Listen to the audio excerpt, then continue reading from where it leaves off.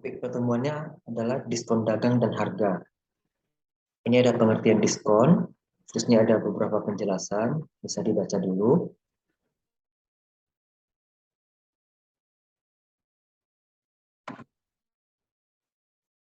Menghitung diskon. Jumlah diskon itu adalah tarif diskon dikali dengan daftar harga. Ini hanya membolak-balikkan rumus saja. Sedangkan harga bersih itu adalah harga jual dikurangi diskon. Ini ada contoh. Produk harganya 80, diskonnya 20%. Maka diskon yang diberikan adalah 0,2 kali 80 sama dengan 16. Harga bersihnya berarti 80 kurang 16 sama dengan 64. Contoh berikutnya, diskon dari 25% adalah 15. Maka harga itu 15 kita bagi dengan 0,25 dapat 60. Harga bersihnya 60 dikurangi 15 sehingga harga bersihnya adalah 45. Contoh ketiga, 800 dikurangi diskon 120, maka tingkat diskonnya 120 kita bagi 800, 15%.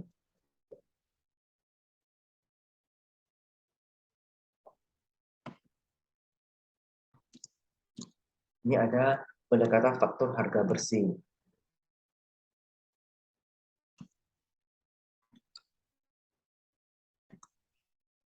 Ini pendekatan alternatif untuk menghitung harga bersih.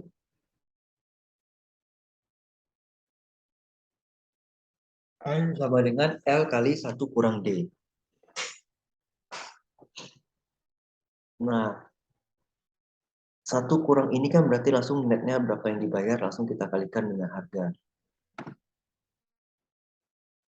Diskon 100% kurang diskon tarif. Ya, makanya jadi 1 kurang D. Nanti harga bersihnya L kali 1 kurang D. Contoh. Sebuah TV harganya 800, diskon 20%. Harga bersihnya berarti 800 kita kali dengan 1 kurang 0,2. Artinya yang kita bayar adalah 80%-nya kan. Sehingga 80% dari 800 adalah 640. Ini 2 atau lebih diskon. Kita lihat contoh. Harga 360, diskon 10%, 25% dan 15%. Satu, temukan harga bersih. Harga bersihnya adalah ini. Diskonnya cukup banyak ya, sehingga dengan mengikuti rumus, harga bersihnya menjadi 206,55.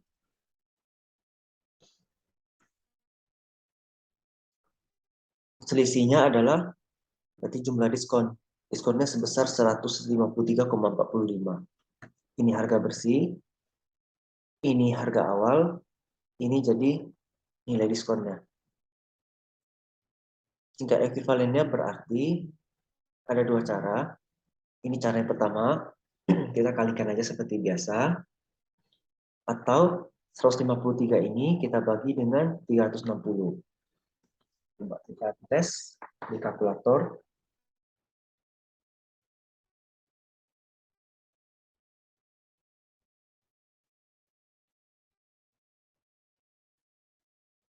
Ya, 42,625. Betul. Ya, ini dia pendekatannya. Jadi sama. Kemudian ada istilah markup dan markdown. Biasanya sering disebut markup harga. Jadi harga jual itu adalah dari biaya tambah beban ditambah dengan keuntungan yang kita mau. Nah, harga markupnya adalah beban ditambah dengan profit. Sehingga harga jualnya biaya ditambah dengan yang di markup. Ini kalau dalam bentuk persentase, kita coba masuk contoh.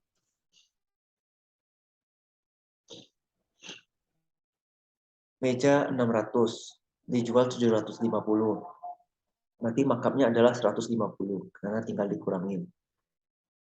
Tarif markup berdasarkan biaya, berarti 150 kita bagi 600, karena biayanya 600. Dapat 25%.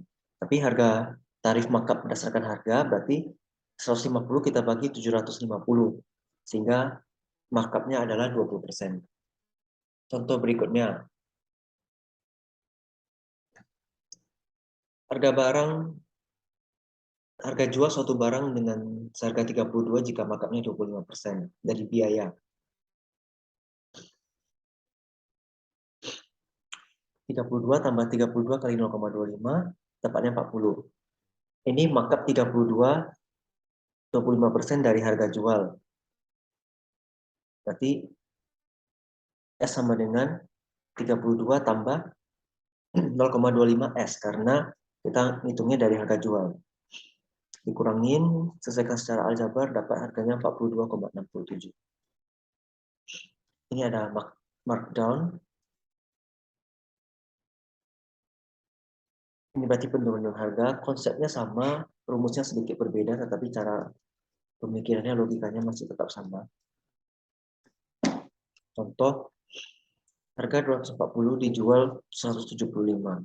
Berarti penurunan harganya 65 dolar. Oke. Tingkat penurunan harga 65 kita bagi dengan harga awal 240 dapat 27,08%. Ini ada ketentuan pembayaran, biasanya ini di akuntansi ini. Misal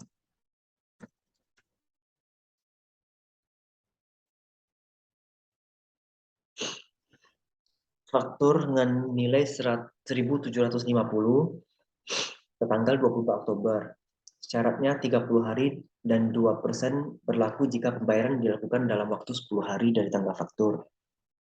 Nah, yang pertanyaan pertama, jumlah yang harus dibayar jika pembayaran dilakukan 1 November.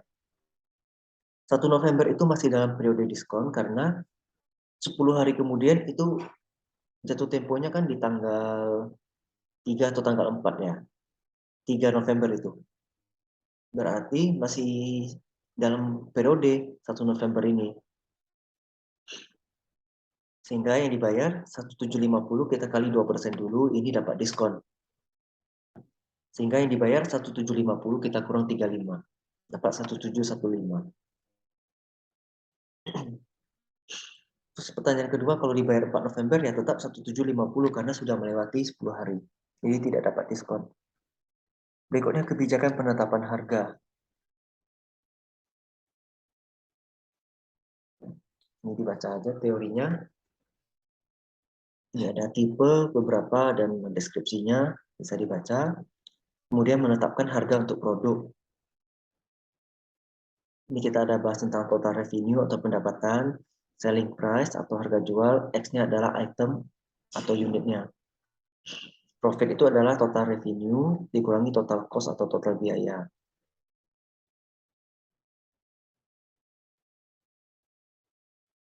Jadi diskon perdagangan ini untuk mengurangi harga, di mana nanti kita juga akan belajar tentang markup dan markdown, ada diskon tunai, penetapan harga, dan ini biasanya sering kita jumpai dalam transaksi bisnis ya.